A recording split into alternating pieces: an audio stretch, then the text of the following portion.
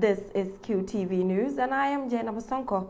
In this edition, President Barrow takes decision on Social Security and Housing Finance Corporation crisis.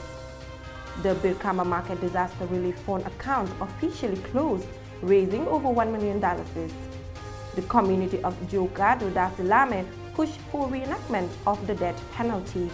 And Amnesty International, in partnership with the Ministry of Higher Education, held workshop at Nusrat Senior Secondary School in efforts to promote human rights-friendly education. Those are our top stories. And now the news in detail. Stay with us.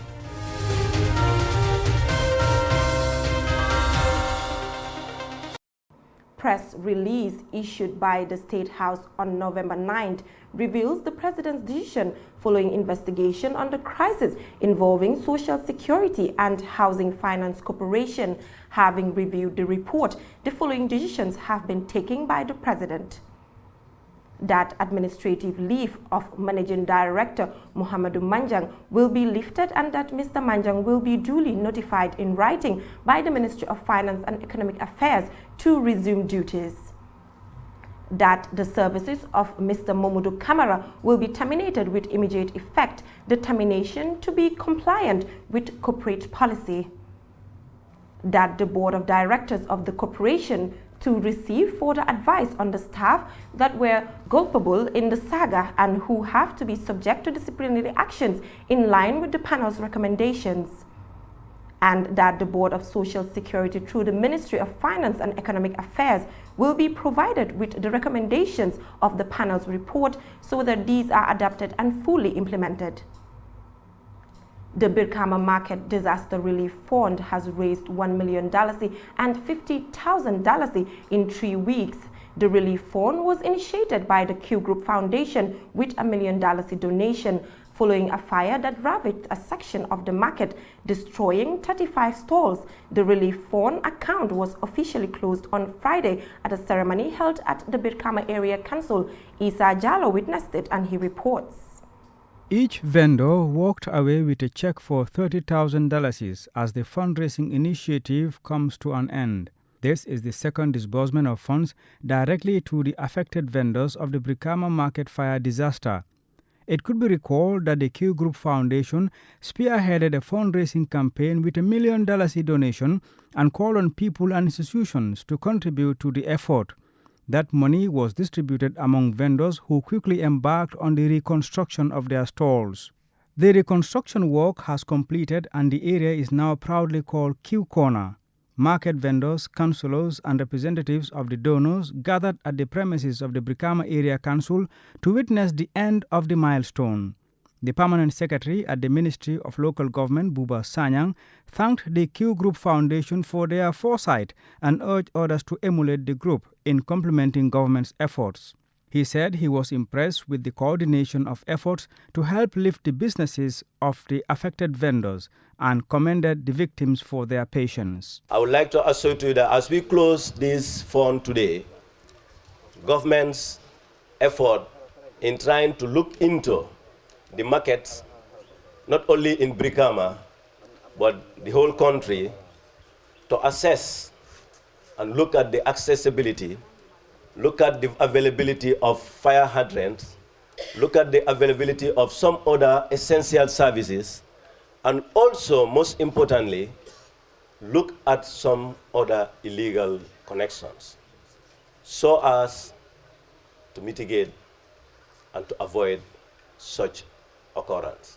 Mohammed Jah, CEO of the Q Group, reminded the gathering what led to the fundraising initiative and expressed gratitude to all those who responded to his call. He praised Birkama Area Council, the National Disaster Management Agency, and the vendors for their tireless work. Mr. Jah also expressed gratitude to President Adama Barrow. I would like to personally want to thank the President of the Republic, His Excellency Adama Barrow, because when he heard about it, he sent a delegation here, Ministers, Secretary General, to look at the problem on the ground, which they are working on. But in the meantime, on his personal behalf, he donated, monies to go into this. That shows that he has recognized your problem, and he also has recognized the effort all of us were putting. So among everyone who have donated, I would like to really pick him out, because he could have just sat and say government will deal with it. But I think he took it upon himself to give a donation. I will not tell you how much it is, because we agreed that we will not mention amounts. But we would like to thank him, for his donation and his care for the business people here. The governor of West Coast Region, Bakari Sanyang, thanked Q Group CEO Mr. Jah for his innovative idea. He said the incident did not only affect the vendors, but by extension the government, the council and the general public. The governor, however, admitted that the incident could have been avoided had certain measures were taken. So I think what we need to do from here is to look at the way forward. What do we want to do so that we don't meet here again to share donations as victims? And that we have to continue to work together, both the vendors and government.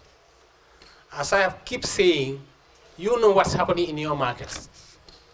And you have to take your stand and ensure that whatever you do in the market, or whatever your colleagues do in the market, is safe for the rest of you. Brikama Area Council Chairman Sherifo Sonko recalled the incident that led to the Q Group Foundation's intervention. He thanked all the donors, saying their contributions would make a positive impact on the lives of many. He seized the opportunity to remind market vendors their obligation to pay their taxes. Mr. James Bars, Finance Director at the National Disaster Management Agency, urged the vendors to utilize the fund wisely in order to help them get back to their feet. He disclosed that the Q Group CEO, Mr. Mohammed Jah, made an additional donation of $150,000. Other speakers included Alex Alassane Gomez of Trust Bank, Councillor Aliou Dabo, Musa Jame on behalf of Mama Kande, and Alhaji Babukar Ba. Bolong Jabang delivered the vote of thanks on behalf of the market vendors, and the CEO of Brikama Area Council, Alhaji Mamsid Jallo, chaired the ceremony. Isa Jallo for QTV News. The death penalty was last implemented in the Gambia 6 years ago. 9 prisoners were executed under the former regime. Human rights activists advocated for the abolishment of the death penalty. People in Jokado Dasalame said the death penalty provisions should be captured in the new constitution so as to minimize murder. Momodu Gajaga tells us more. There are no official figures on the number of murder cases in the country. Whether the constitutional provision on death penalty should be abolished in the Gambia's constitution remains an issue. As the Constitutional Review Commission continues its consultation tour, Commissioner Gay So raised the question on whether the death penalty should be abolished or should still be implemented.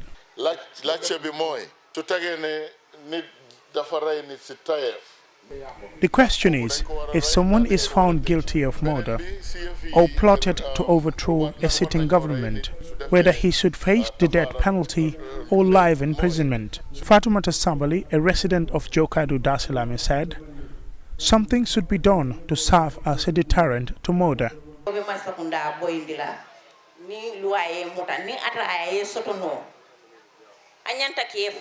I think if you are found guilty of murder, you should face the death penalty. There is a lot of hatred these days. If the death penalty is not implemented, the murder cases will increase, she claimed. Bakari Gassama said, despite being in support of the death penalty, but he would prefer life imprisonment. For me, life imprisonment should be sufficient in the case of murder, or also those who are trying to overthrow the government. Those who killed accidentally should serve a minimum years in jail. Death penalty was last implemented in the Gambia in 2012 under the regime of former President Yahya Jammeh. Mamudu Gajaga, QTV News, Jokadu Dasalame. Amnesty International, in collaboration with the Ministry of Higher Education, organized a workshop today at Nusrat Senior Secondary School in Bundung to promote human rights-friendly education aimed at providing students with the tools they need to integrate human rights norms and values into all areas of life. Rohijata was at the event and she now tells us more. The workshop brought together teachers, students, as well as policymakers to discuss the relevance of human rights in students' pursuit of their academic goals and objectives. This forms the first step to creating a citizenry that respects and observes basic democratic principles needed for a free and vibrant society where the rights and liberties of citizens are safeguarded regardless of gender, age, status or religion. Usman Sane, coordinator of Amnesty International's Human Rights Friendly School project, says one of the key aims of Amnesty is to foster peace and respect for human rights by all people in the society without segregation. He affirms their commitment to ensuring that human rights values, principles and conduct are not compromised. This training is not going to be only concentrated on students per se. It is going to be embraced in all areas of school life. Like when talking about human rights friendly school, we will try to be brief as possible to discuss about the areas of school life.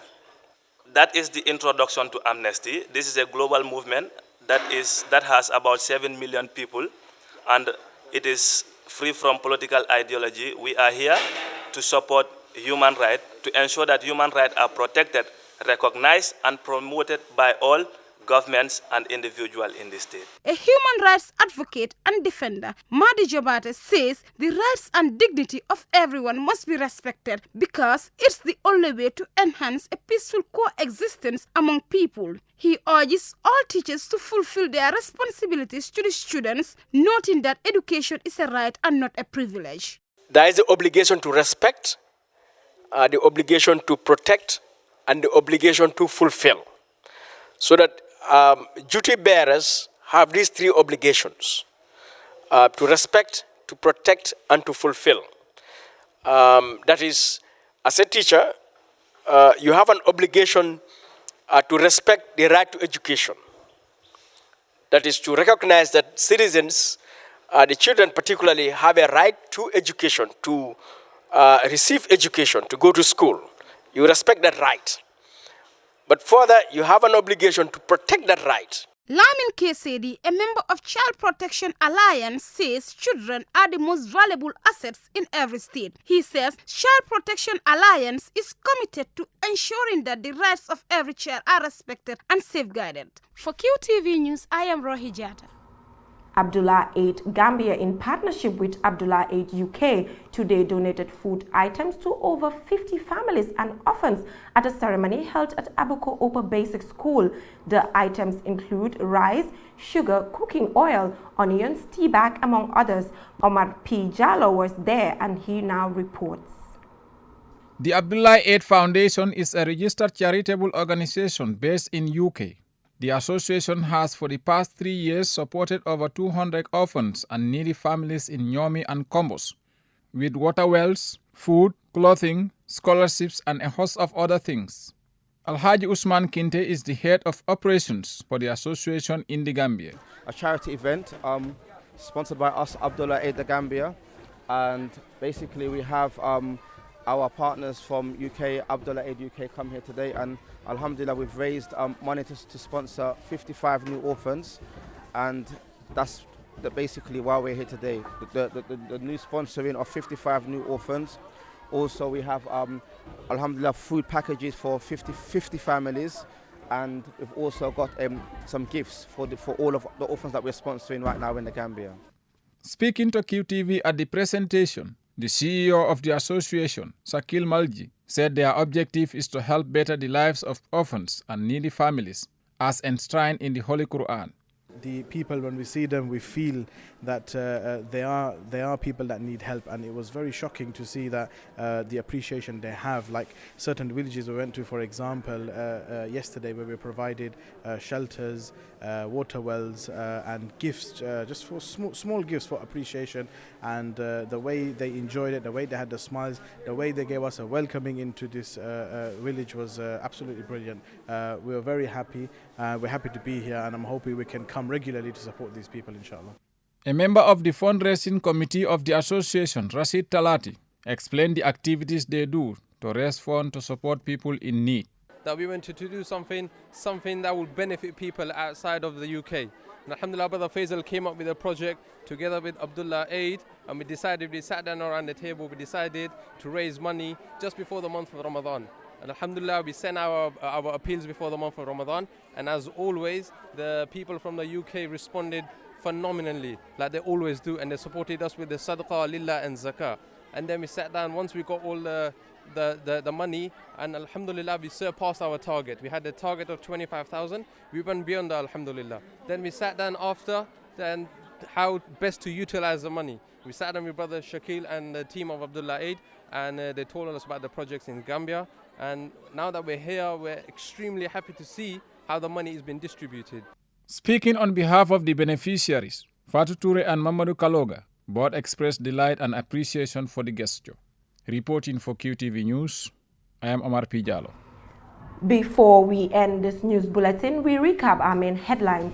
His Excellency Adama Barrow has made his decision following investigation on the Social Security Housing Finance Corporation crisis.